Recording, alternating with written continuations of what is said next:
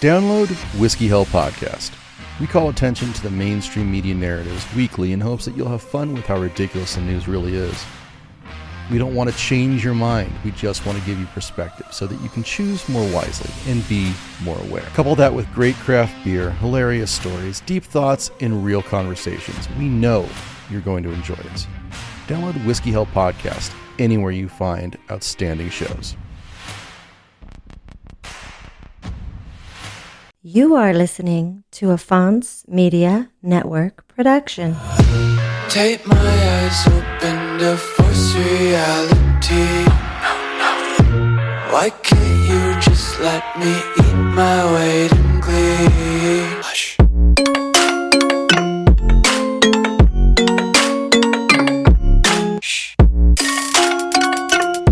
Welcome, World Ablaze listeners, and on this day, July 21st, 2024, the day of this recording, this Sunday, President Biden has finally done what I have been saying and what many others have been saying for at least the past year and a half, maybe 2 years, that Biden will not last, that he will not end up actually being the presidential nominee.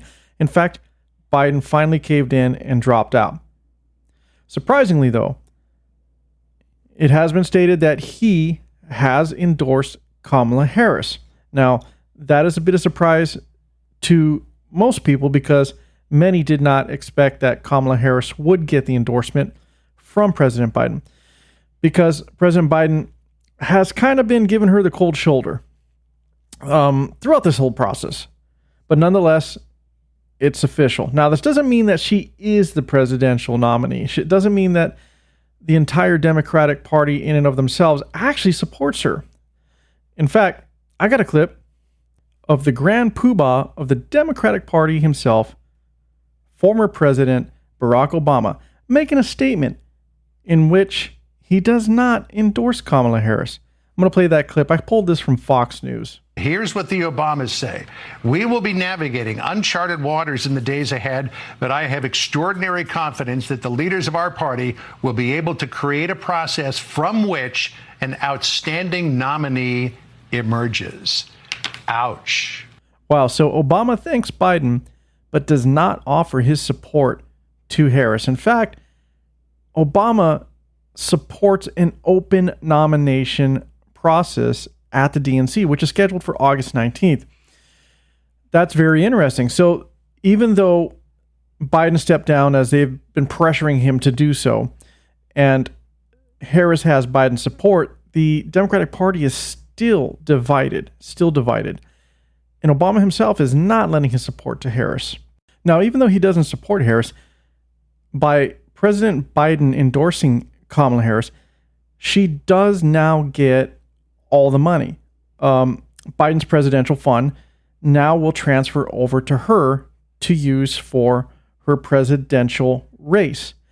Now, she's not the nominee yet, but there's a strong chance that she may be.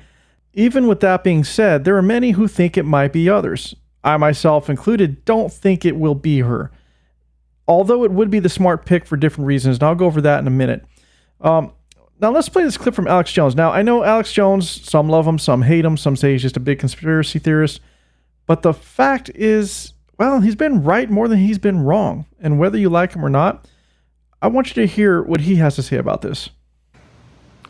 Now, you notice that Hillary and Obama for weeks have said, no, Biden's never going to leave, we love him. While their surrogates has now come out that worked for them and the deep state were trying to make Biden, who was refusing to resign.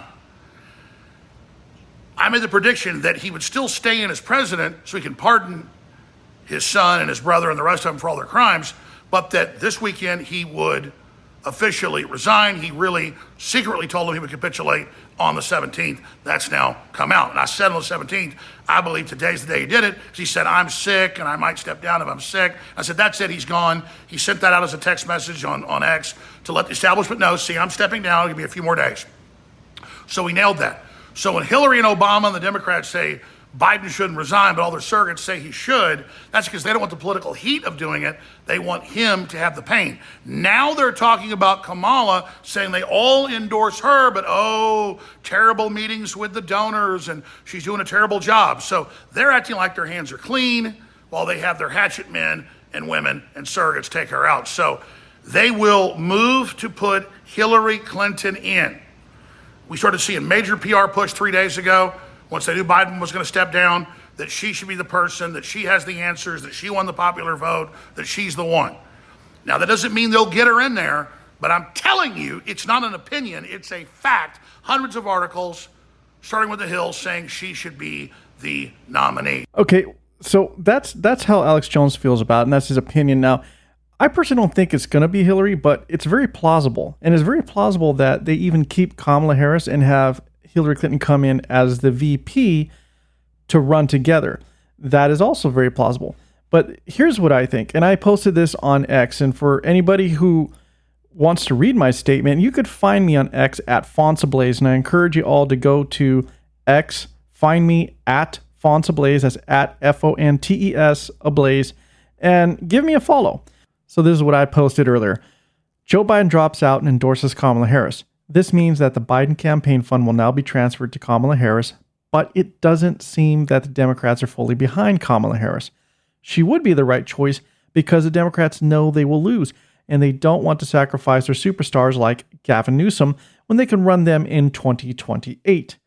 The correct pick, if the Democratic Party really wants a chance to win, would be Robert Kennedy Jr. So I believe RFK would have been a better pick. Now, they may even have a chance with Bernie Sanders, but they despise RFK for going against the grain and being an old school Democrat. And choosing Bernie would just be propping up another person well into their years.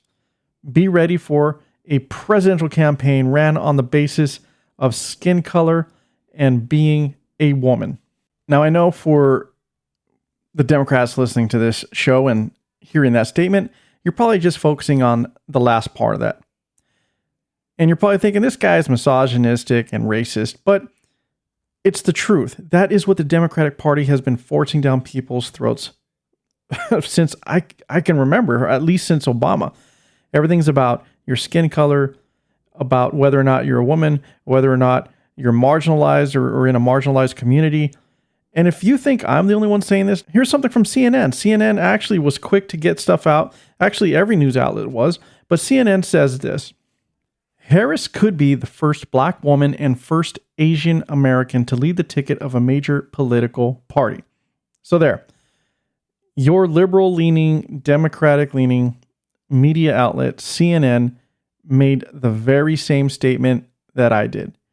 And this isn't the only statement that you're going to hear of from sources like myself or CNN. It's going to be everywhere because that's all they have to run on. Look, Kamala Harris doesn't have anything under her belt in terms of policies. And she has nothing in terms of wins. She hasn't done anything of significance. And when she ran for president in 2020, she only had 1% of the vote. 1% of the vote. Total support was 1%. Nobody was backing her. Nobody wanted her. In fact, I remember when she was running, and she was running up against Tulsi Gabbard. Now, Tulsi Gabbard didn't have a problem making short work of her and questioning her on her previous accomplishments in that 2020 presidential debate. Here's Tulsi Gabbard versus Kamala Harris in the 2020 presidential debate. I want to bring the conversation back to the broken criminal justice system that is disproportionately negatively impacting black and brown people all across this country today. Now, Senator Harris says she's proud of her record as a prosecutor and that she'll be a prosecutor president, but I'm deeply concerned about this record. There are too many examples to cite, but she put over 1,500 people in jail for marijuana violations and then laughed about it when she was asked if she ever smoked marijuana. She blocked evidence. She blocked evidence that would have freed an innocent man from death row until the courts forced her to do so. She kept people in prison beyond their sentences to use them as cheap labor for the state of California. And she fought to keep cash bail system in place that impacts poor people in the worst kind of way. Way to go, Tulsi. And what's crazy is since that debate and since her presidential run in 2020 against Kamala Harris, she has since switched parties. She is a Republican. She bailed out on the Democratic Party because she didn't like what she saw. She didn't like what she experienced in the Democratic Party. And if you want to hear a few more points about Kamala Harris's accomplishments, as they say, you can listen to my episode number 29 labeled Democrats and Their Donors Want Biden Out. And I do go over a few key points if you doubt Kamala Harris's record. Now, with that being said, who else would they run? Well, there's still rumors swirling around about Michelle Obama. We don't know if that will happen, or if it does, maybe they keep Kamala Harris on the ticket as president and Michelle Obama as VP. The other candidates may be Gretchen Whitmer and Pete Buttigieg. And of course, as I stated previously, Gavin Newsom, but I don't think they're going to run Gavin. I think Gavin is their rock star. I think Gavin, they're going to save for 2028. I think no matter who they choose, it's going to be a placeholder. They know that they're not going to win, but they got to do something. But what's even more concerning is, can they make the switch? Can they make the switch?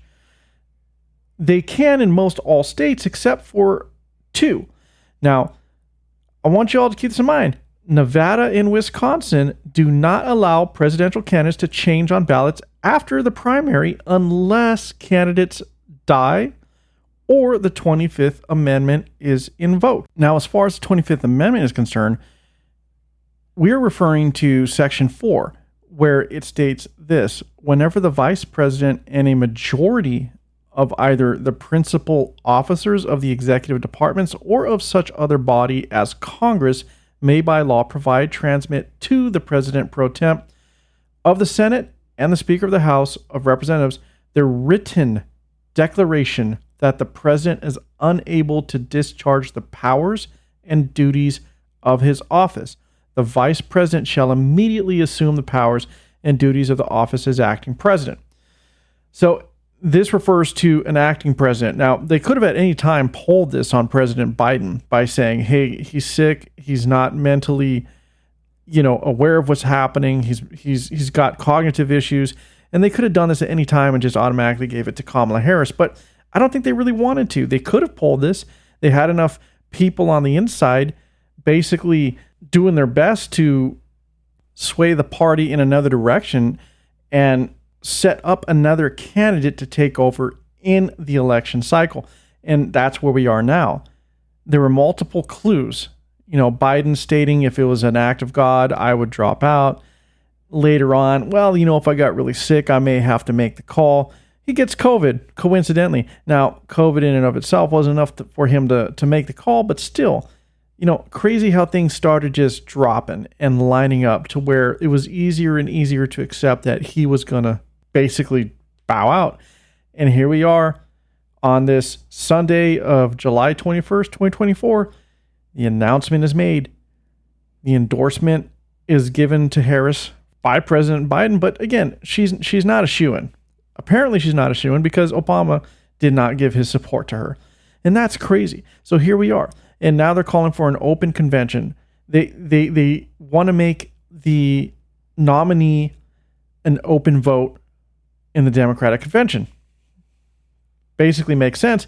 But again, there's 2 states where this is not allowed. So they already are going to lose. I believe Wisconsin has 10 electoral votes. Nevada has 6. There's already 16 that's not going to go to the Democratic Party for the presidential election right there, because if they can't make the change legally, then any votes that do go to President Biden, who was on the ticket, does not automatically go towards the next presidential nominee. And there's also rumblings in New York. New York has 28, which is quite a bit, and New York has historically been pretty Democratic in their voting. But the Democratic Party in New York is divided. Even though it may be a Democratic vote, it doesn't mean that all the delegates there support Harris, which will make it interesting at the DNC. And I don't know, this might be a long shot, but it has been well known that in Pennsylvania, they encourage members or actual voters registered as Democrat to rather go register as Republicans so that they can vote against Republicans. Well, what if this sort of thing happens in New York, where they're so disenfranchised by the Democratic Party and what happened to Biden and how they try to force him out, that we might even get Democrats in New York register as Republicans and literally, it's a long shot, but actually vote for Trump. There's another rift that might even, mess up their chances there when it comes to voting for the president of the United States. The last scenario is a long shot, I admit it, but things can happen. Things can happen.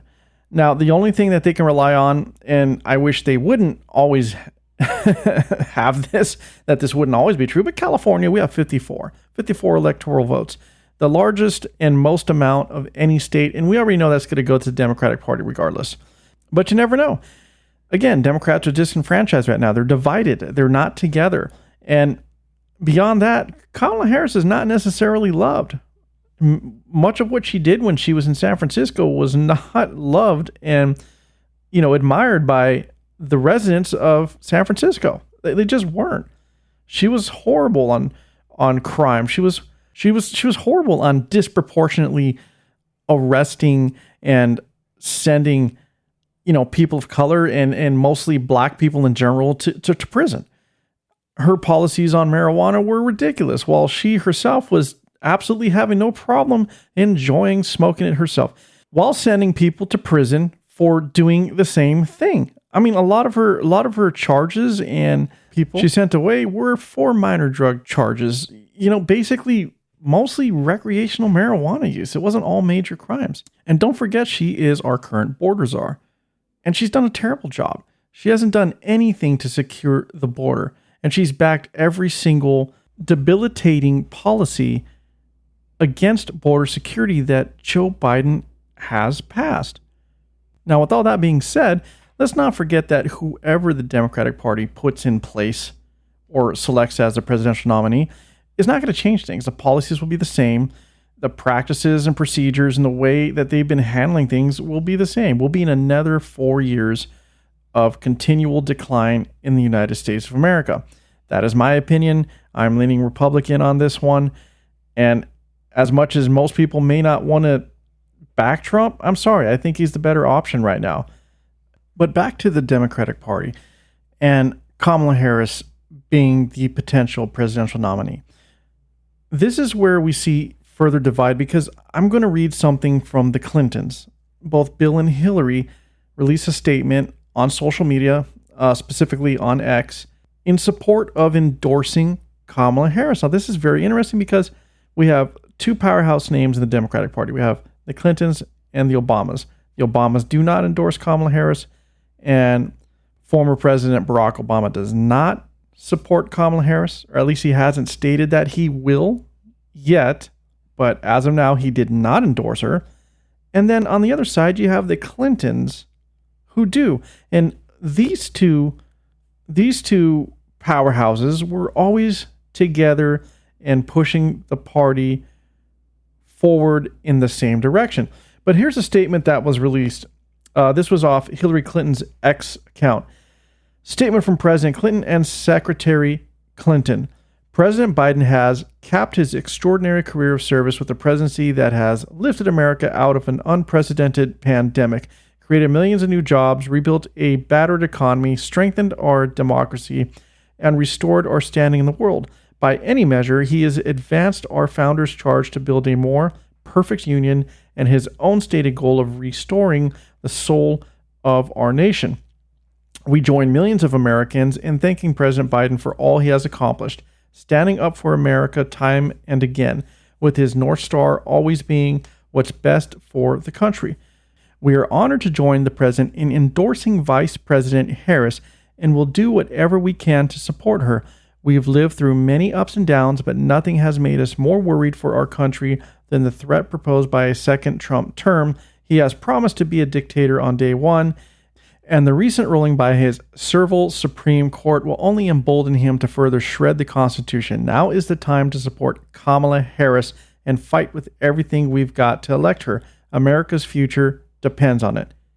Now, there's a lot of bullshit within that statement that I can fact check and just wipe the floor with her, but that doesn't matter. What matters is they are throwing their full support behind Kamala Harris.